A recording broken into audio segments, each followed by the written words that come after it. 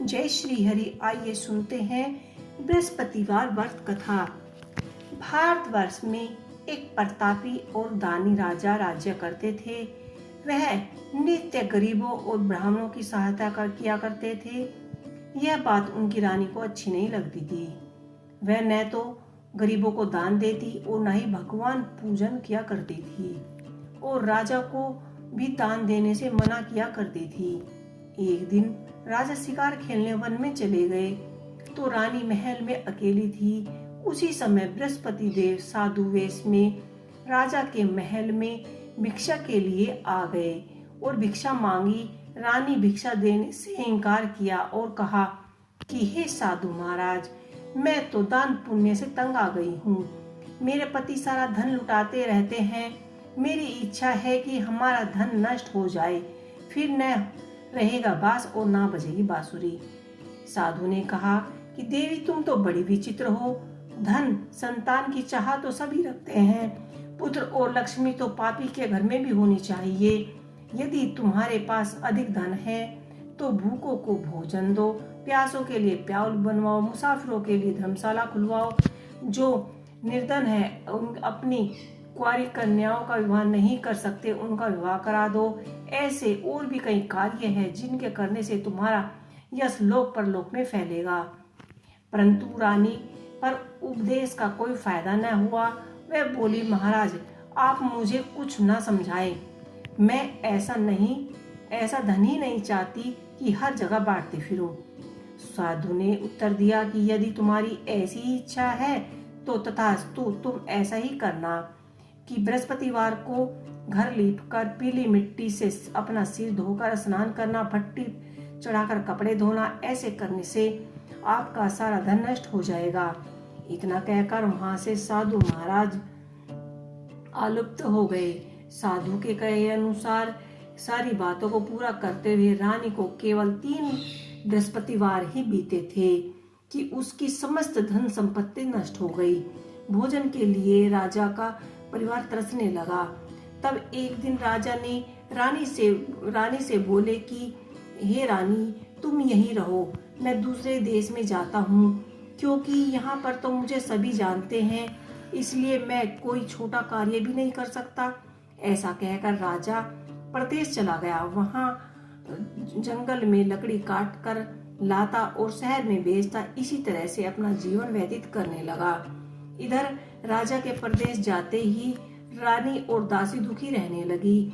एक बार जब रानी और दासी को 7 दिन तक बिना भोजन रहना पड़ा तो रानी ने अपनी दासी से कहा कि हे दासी, पास में ही एक नगर में मेरी बहन रहती है, वह बड़ी धनवान है, तू उसके पास जा और कुछ धन ले आ ताकि थोड़े बहुत गुजर बसर हो सके। दासी रानी की बहन के पास गई। उस दिन गुरुवार था और रानी की बहन उस समय बृहस्पति व्रत की कथा सुन रही थी। दासी रानी की बहन को अपनी रानी का संदेश दिया, लेकिन रानी की बड़ी बहन ने कोई उत्तर नहीं दिया। जब दासी को रानी की बहन का कोई उत्तर नहीं मिला तो वह दुखी हुई और क्रोध में आई। दासी ने वापस आकर रानी को सारी बात बता दी। सुनकर रानी ने अपने भाग्य को कोसा। उधर रानी की बहन ने सोचा कि मेरी बहन की दासी आई थी, परंतु मैं उससे नहीं बोल पाई और वह बहुत ही दुखी हुई होगी। कथा सुनकर और पूजन समाप्त करके वह अपनी बहन के घर आई और कहने लगी कि हे बहन, मैं बृहस्पतिवार की व्रत कथा सुन रही थी। तुम्हारी दासी मेरे घर आई थी, परंतु जब तक कथा होती है तब तक ना तो उठते हैं और ना ही बोलते हैं, इसलिए मैं नहीं बोली। कहो दासी, क्यों गई थी? रानी बोली, बहन, तुमसे क्या छिपाऊं, हमारे घर में खाने तक का अनाज नहीं है। ऐसे कहते कहते रानी की आंखें भर आई। उसने दासी समेत पिछले 7 दिन से भूखी रहने की बात भी अपनी बहन को विस्तार पूर्वक सुना दी। रानी की बहन बोली कि देखो बहन, भगवान बृहस्पति देव की सभी मनोकामनाएं पूर्ण करते हैं। देखो, शायद तुम्हारे घर में भी कहीं अनाज का घड़ा रखा हो।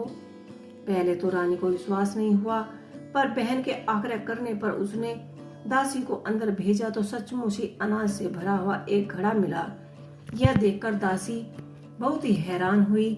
दासी कहने लगी कि हे रानी, जब हमको भोजन नहीं मिलता तो हम व्रत ही तो कर रहे हैं, इसलिए क्यों ना इनसे व्रत की कथा की विधि भी पूछ ली जाए ताकि हम भी व्रत कर सकें।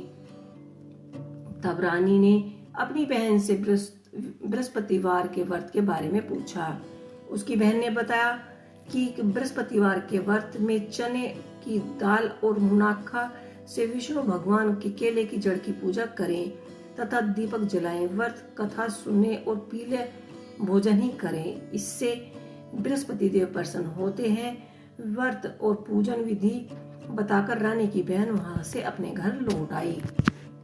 7 दिन के बाद जब गुरुवार आया तो रानी और दासी ने व्रत रखा। घुड़सवार में से जाकर चना और गुड़ ले आई, फिर उसे केले की जड़ तथा विष्णु भगवान का पूजन किया।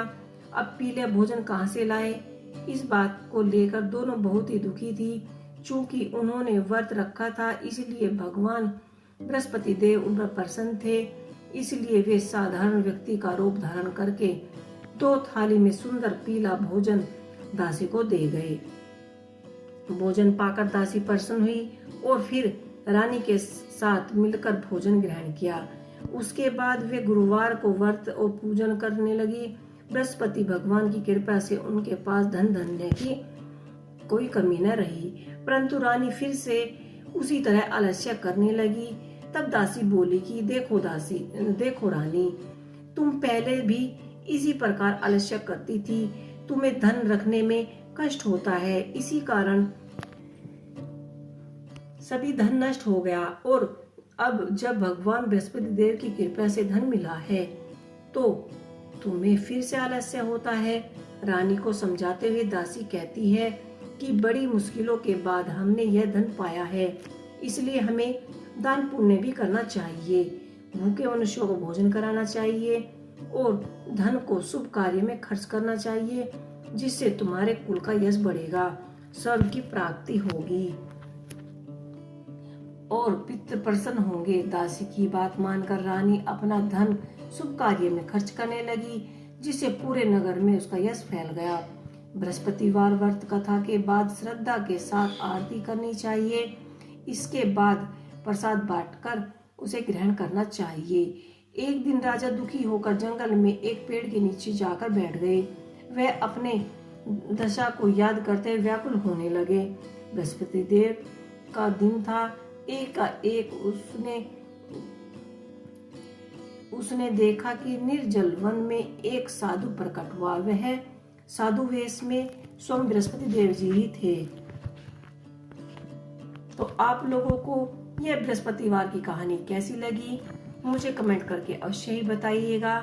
और जो भी मनुष्य बृहस्पति देव भगवान की पूजा करते हैं, उनका व्रत करते हैं, भगवान उनकी मनोकामना हमेशा ही पूर्ण करते हैं। जय श्री हरि, जय बृहस्पति।